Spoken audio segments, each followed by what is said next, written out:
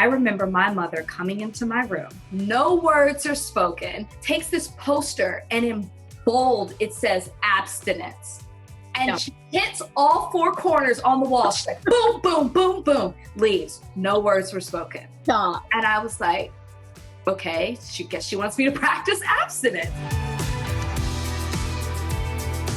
Since ABC has decided to re-air parts of my season in a 3-hour special, it brought up a lot of emotions. And so I thought, what better way to talk through everything than with a girlfriend who has been through something similar. So I decided to bring you along on my chat with Rachel Lindsay. Grab a drink. Here we go.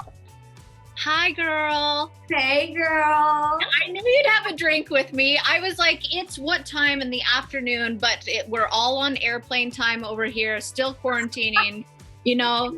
Cheers. How could I not come prepared? You know what? That's very true. Everyone who comes on the podcast or the show knows it's in the title, so. But it's something, Hey, you have to drink after. Cheers.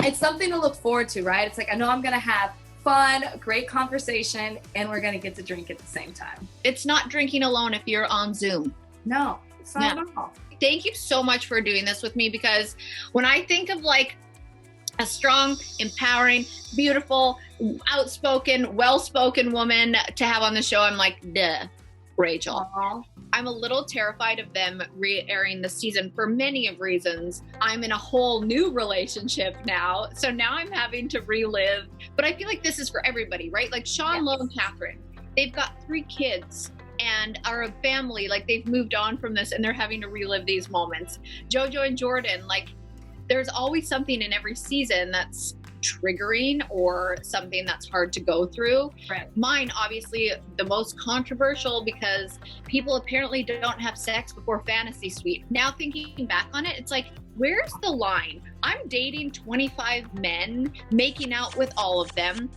There is a fantasy suite, but holy hell, she went before the fantasy suite. Like, but if you did it in the fantasy suite, then it's okay. We don't know what happens, right? Like there's always the illusion of, it's right. As my parents call it, the closed door. You don't know what's going to happen. But you're a trendsetter.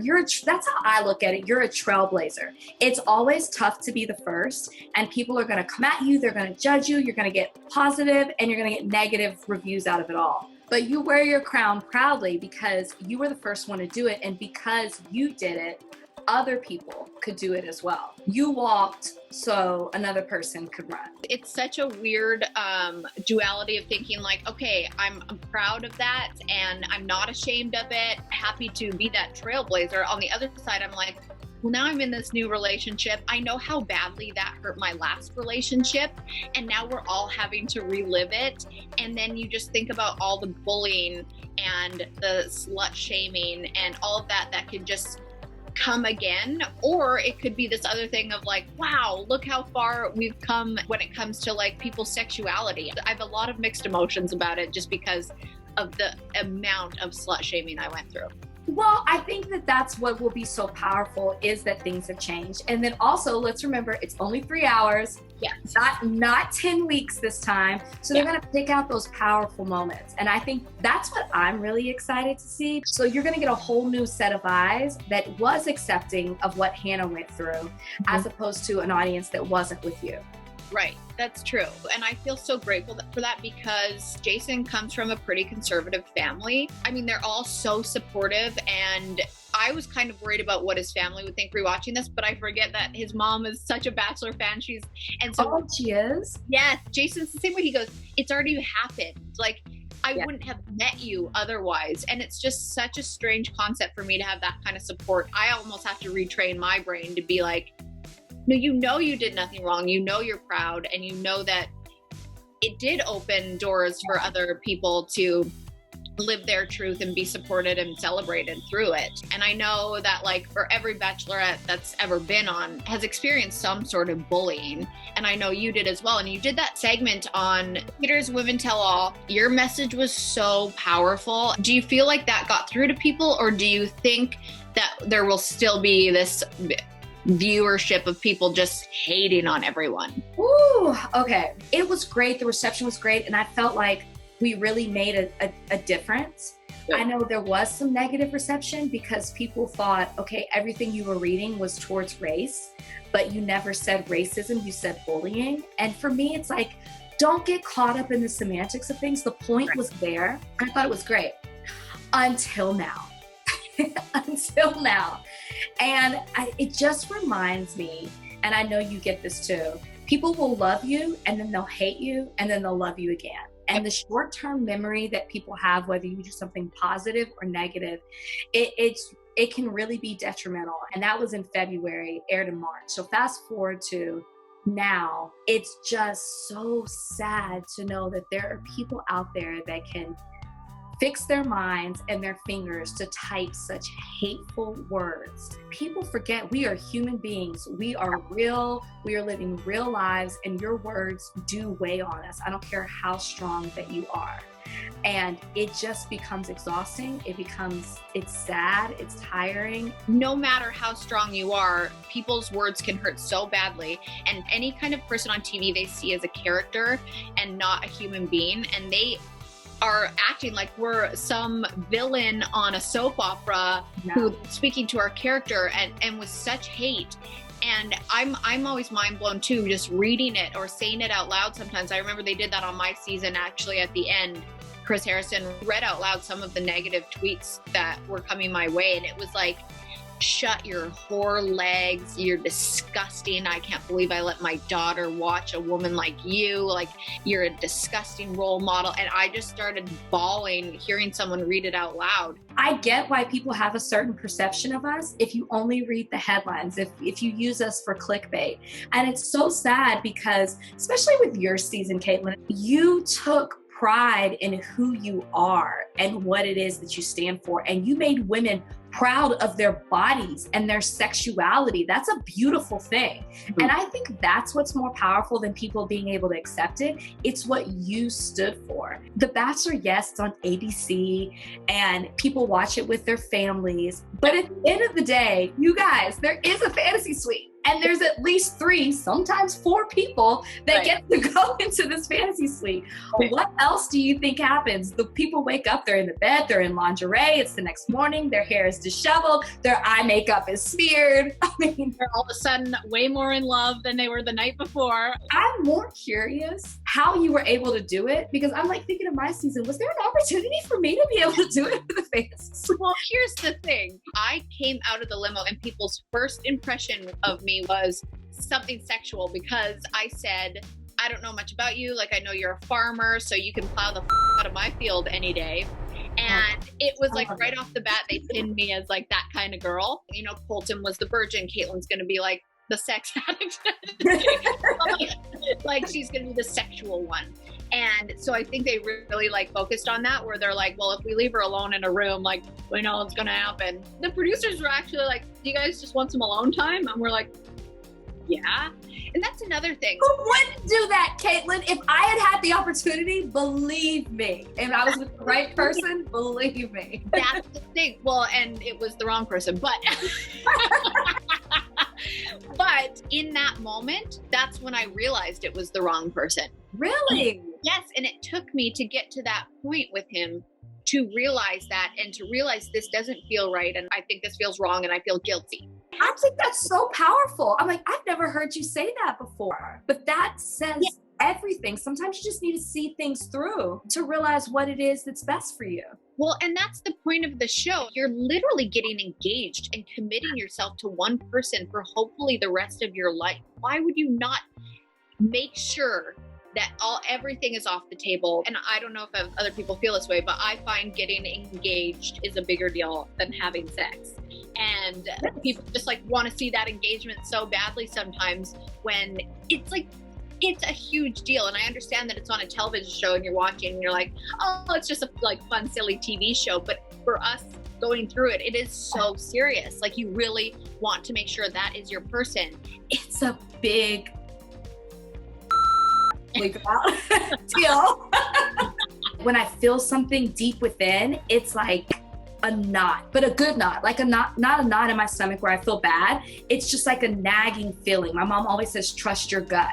or maybe it's a flutter in my heart, or it's something that I can actually visualize.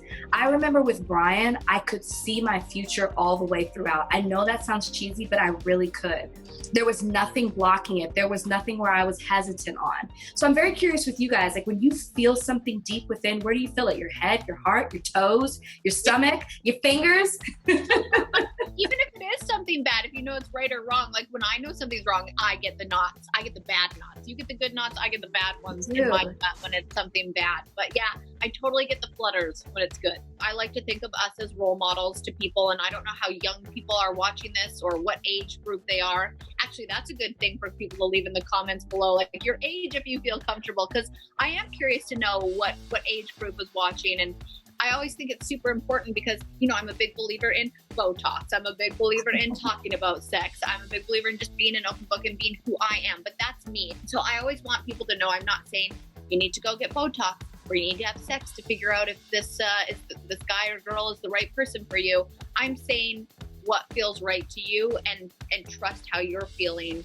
And if that means you don't want to have sex until you're married, that's your decision. I grew up in a small Christian Southern Baptist school, and you did not talk about sex. Like I remember my mother coming into my room.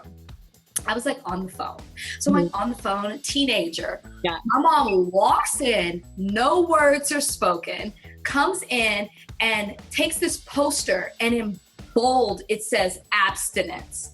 And she hits all four corners on the wall. She's like, boom, boom, boom, boom, leaves. No words were spoken. Stop. And I was like, okay, she wants me to practice abstinence.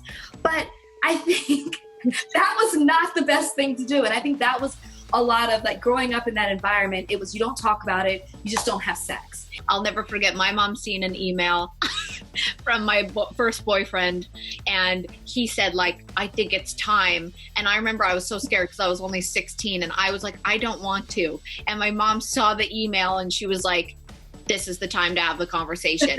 That's when I could like talk openly to her because I was like, I'm not ready and I don't want to. She was like, and that's a good thing. I know. Come to me. Like it was such a different, but it's a different conversation in every household. And I just think where we are now in as a society of talking about certain things and being more open, I feel like people can feel more comfortable to talk about how they feel and what they want and what they need to move forward. Watching Hannah's season and, you know, Peter's mom is raising the roof for her son having sex like 3 or 4 times in a windmill. And I'm like, oh my gosh, how times can change in 5 years. Your season was where things started to go off the Bachelor beaten path. That's why I was excited for you to be the Bachelorette. I was like, this is the kind of woman we want to see as the Bachelorette. Like, and Claire to me was that same thing. I'm like, I can't wait to see her do what she's going to do because she is, you know, everything you'd want out of watching a relatable woman on TV. I don't know. I just feel like this is just the natural flow of the conversation. But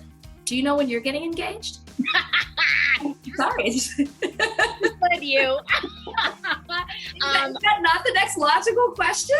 It is. And it's, I mean, we talk about it all the time. It really is the next step in our relationship. I mean, we moved in together. We have 2 dogs. We're looking at homes. We're renovating this home. It's funny because every day I'm like, today's the day? It's funny because like, I think also when people come off a show like The Bachelor, Bachelorette, it's like, well, they've been together a year. How are they not engaged yet? Right. But at this point in our lives, we're both in our 30s. We're both established in our careers. We're very healthy, the healthiest relationship I've ever been in. We've got all those right steps and to get to where we are. And it just feels like that is the next thing. So that's a question for Jason. But I'm ready when he is. We're 2 girlfriends gabbing, but isn't it? Because we're the same age, right? Yeah. And we've been through some things, both of us. Yeah. And it's so refreshing. And I feel like this is really to girls out there, no matter what age you are. I know I get this question a lot, and I'm sure you do too, Kaitlyn. Like, how do I find a Jason? How do I find a Brian? Everything happens with time. I know that is such a platitude to put out there, but it is true when you're least expecting it. But also don't give up hope when it comes to these relationships, because we've both been through some things. And I can remember, and I know you can too, because I've heard your stories, when you thought this is never going to happen, you lose all hope, you end a relationship, you're never going to find one like you did before, and then it's always so much better. the next time. This is the best conversation I've ever had. I'm like, why can't this show be 2 hours long? I have so much fun with you. Cheers. Cheers. Cheers, love you. Love you too. So many Zoom cheers.